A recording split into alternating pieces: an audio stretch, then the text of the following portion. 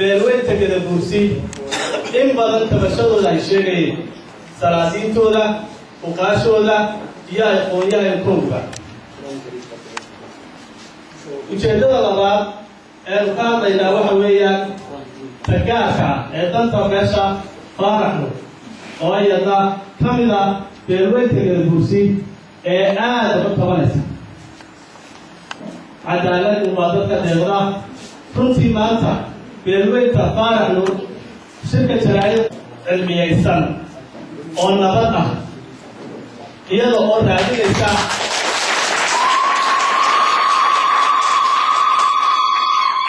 xuquuqda ka maqan beelweynta kala buursi iyo tafaarax noorba god kaste u gelaysa halkan ayaa bilaabaya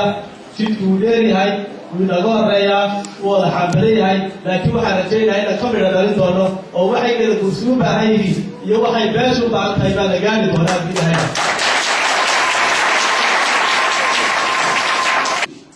cabdiraxmaan awgamar daahir egasmaayil degmadan boorama oo ka hadli doona taariikhda guud ee beesha reer faarax nuur kusoo dhawow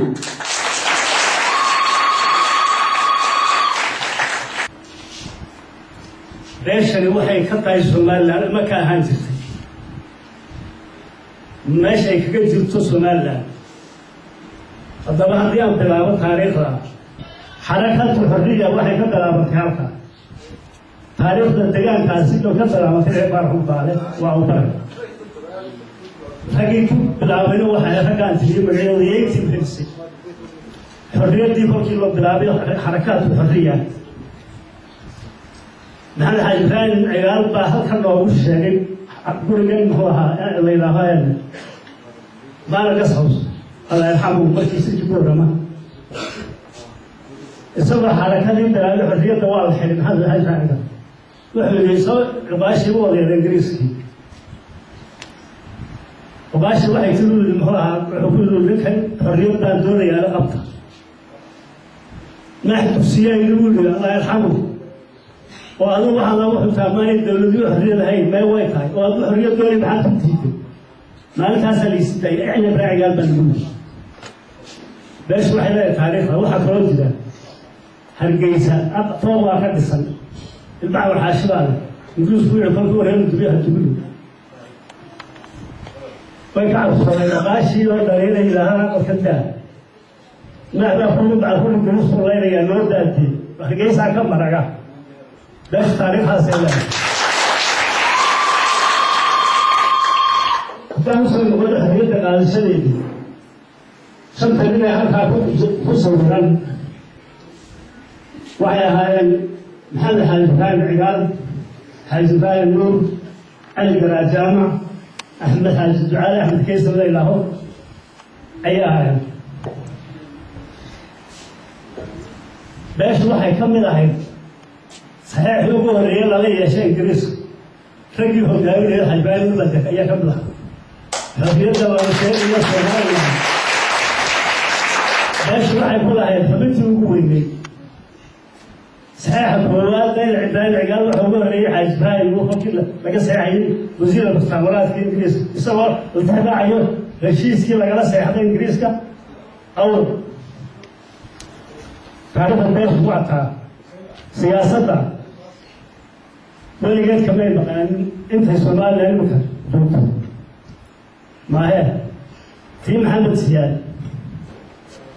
قال يا أولاد معاودين بلا صعب في كوال يكي لوال يكي ستحطوا حيا فرحونا محمد وفاء عقال كل كان سلكي بورا في الدين أنا قال هم ليا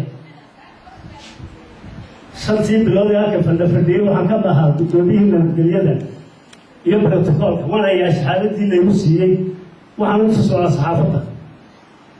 لكن سكويري فقاهي هي فرح نور بها هي فرح بها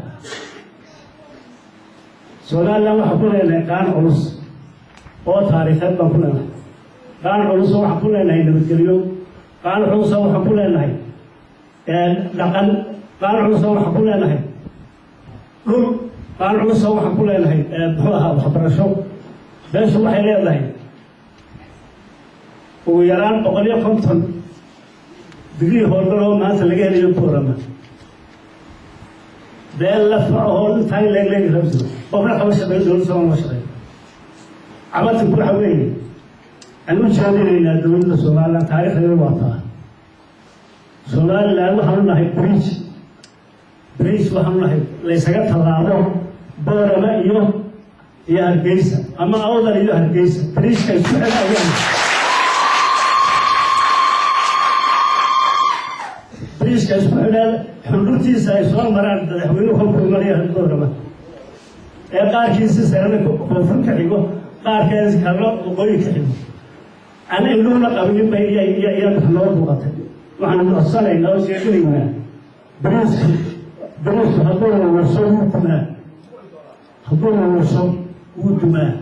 بريس يقول إنه لنا وحاولت بينه حلول قبض أنا إنسان مقبول كلام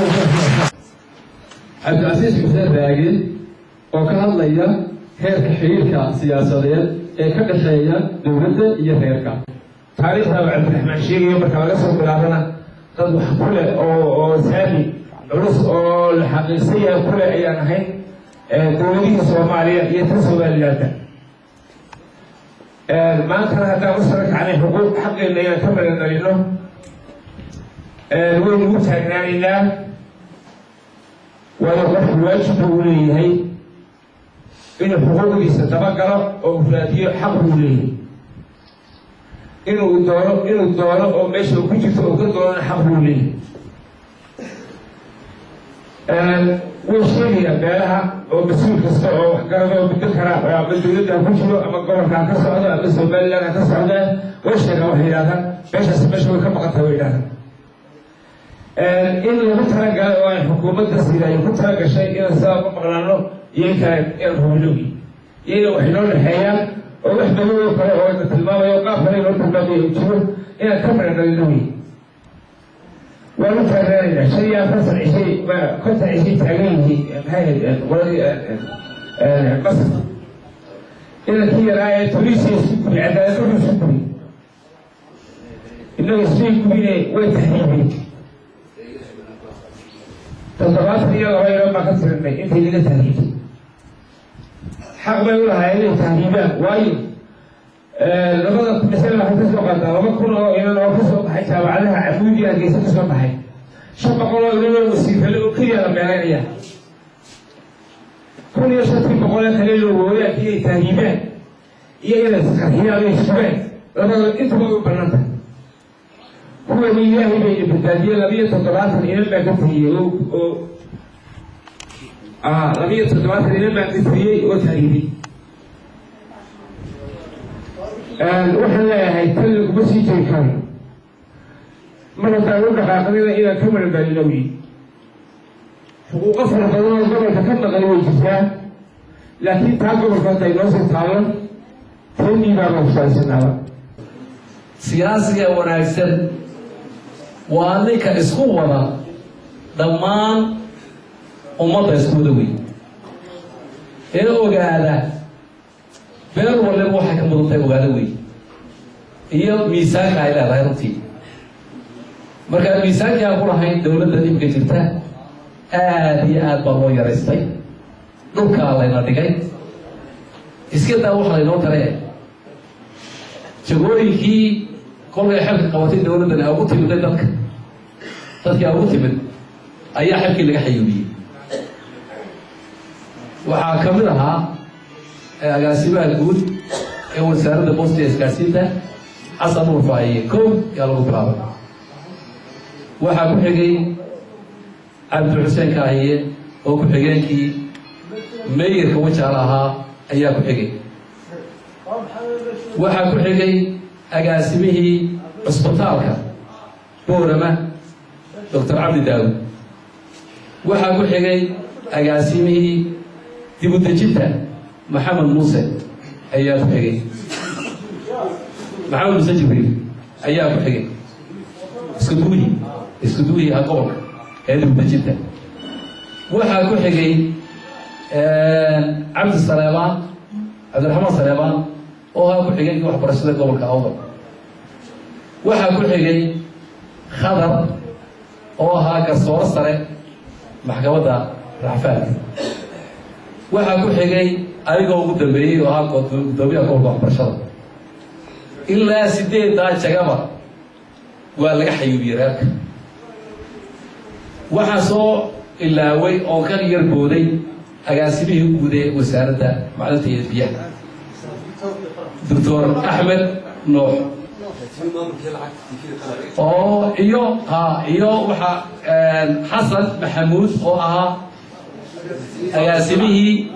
مامور كي العقدة تيفي القرق بروتي لبضا نين إيمك على الشيء أحمد دكتور أحمد وحا لغو مقعابي وريكتين مدحويني إياه لغو مقعابي نصيب درو وساردي وجوهي لأنها برجع على لودي وساردي وجوهي نصيب درو ميرتي ده حلكي ميرتي عم ميرو بكو ميرسانا يبيان السومالي لا ودقاري إن بلان بانا مسلمين وطول قادر اللي حقا يجي مقنابة دونينا مقاها باشو وسير ملك أقاسمياشي يبو الحاج كبيري وطلع يدي كور رميو والسيدال الدنيا إيمك الشقالة تهيب كاكا تيجي عدان والسير يستلم باقا السماع يستلم لأنكي وسير كاينا كيسي أميرا لأنكي باقا فاللوغي من ياو شقاقينيا markaas sidaasaan uga maqan lahay muxuu ahaa xukuumadda Soomaaliland cashuurun baa naga qaadaa cashuurta iyada cidda mishaar loo siiyana idinkaa sheegi marka waxaan leeyahay war loo soo jeesto xukuumadda Soomaaliland dadkan waa reer Soomaaliland nabadgelyadii iyo ka shaqeeyaa wax walba oo dawladda Soomaaliland hiliyaha uu isla garab taagan yahay هلو سو جستان لأنه هلو سو جستان قايل ده أربعة ترى نايا دقة هلو فرو. حان كنا هالمام ده وأنا حساب طلعي.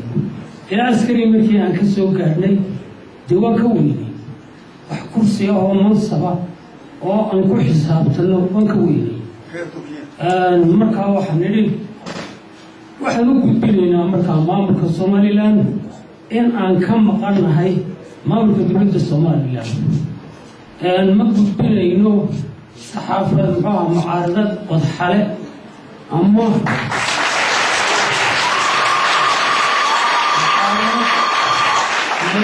بينه فضيحة مكتوب بينه وحنكتب بينه تبشر نظيفة تبشر نظيفة إلى خير ووضعنا هدي أي وحبك كسور ناس عدام وياه وحنتقينا مدشر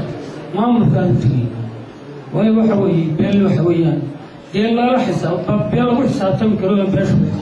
بيل لما تري كرو معها بيل كم غنان كرتنا معها بيل شغليات دي عقاشي سوم عملي دولها سياسيين تي سوم عملي وحن كلنا هاي الصوماليلاند انت بقول لك سوش مقع عمانت الصوماليلاند غيرها غوبرنمنتون كي أوفي نكي كتتكي كاني وحكمي لها حاج إبراهيم مثل حساب تذكر لو حسوسا كرم بيسويها ولي شروط بلا وحده شنتي للغبرنمنتوكا وزير المستعمرات وحو كحل شروطي وحف لي حاج إبراهيم صحيح يسجل وقومي ومثل لهدي أن كم مقامنا هنا على الشديد روح الكوكب منها سن نظيفة الكوكب سن نظيفة الكوكب وانا قاعد تونا حنشوف على اليرة أنا أصير إيه حاجة إيه أرض إيه وحويان وحوي ما هذا واحد نجوا شاشة واحد نجوا شركة واحد نجوا مير السوق ده سوق اللي هم قط وأنت واحد عورنا ما عيد وحكي عورنا ما وحيد هذان ما تقف كل سرقة ولا نكلي راليان سرقة وحلنا المدحوينة هي حكومتها خارج تطلع مرنا عوضوا عطوا قوي تبعتاي هل كاسل مريم يلا دوري مريم كاسل غير كاسل غير كل ما عليا درك ينور مريم مو تدخل انت ما هناك وعلى قولت يا ميرها نقولنا هاي مقعوقة للشيطان وعلى قصة اللي يعرف حكومة وعلى قصة اللي ميرها اللي تشوفه امام تدوري كمدا والله هذا وإيمان يعني هبلا يسوي جوسنا هل كي قال سكمك عوال أمها دegmada Boorama barigeega waa degmada Magaalacad degmada Togwajale wara fartaamada beesh badagata waxaan idin sheegayaa nabadda waxay kaga jirtaa xuduud dheer baynu leenahay weli lama arag 20 sannadood xuduudda dheer wax ka dhacay oo dhib ah lama hayo weli nabad bay qaadatay beeshu shabeeduhu markii intay dowladdii halkan lagu dhisayey tulli iyo boorba dhexdeeda 10 kantarool ba ahaa war 10 ma ahaye waxay laga raraa leeyihi waxa uu wax ka raraa la waay war odayaashii halkay mareen baa leeyahay faraxno dowladdu si kasta u timid halkaa waa la dhaqaajin waay koreyaca bay 3 kantarool ka ahayd dad qaar xuduudka Itoobiya ku jeedeen qaar waxay ku jeedaan Soomaaliland halkiisa ku jeedaan wax ka raraa la waay 10 kantarool odayaashii reer faraxno baa israacay hadday odayaashii hadday cuqaaliyiin iyo hadday yihiin mutacalimiin iyo wax kasta hadday yihiin wixii la kari waayey maalin bay kaga rabeen war waxaan u sheegaynaa haddii arrinkaa codsigaasi waxba laga qaban waayo oo beeshaa sidaa un lagu daayo war biriishkaa la wada fushan yahay Somaliland wuu dubi baan aan leeyahay asalaamu calaykum waraxmatullahi samir buuxa lahaynoon madaxweyne sigaayiyo aanu sayrici dhowray Somaliland idilkeed xuquuqday ka samaysan qufulbaa laga saarane qaranka maanu sumaynay sansaarooyinkan muuqday sabigii arkayaan madaxdiima samaysayay ma wax suuragala soonahaad aragteen seerihii bakiwey saanad weeye camuudiyey saldhiggii garbahaadley dhulkaas seerihii garbahaadley dhulkaa beesha sinayne saf ballaadhan u taallaa saamigeedii la qaatay ma wax suuragala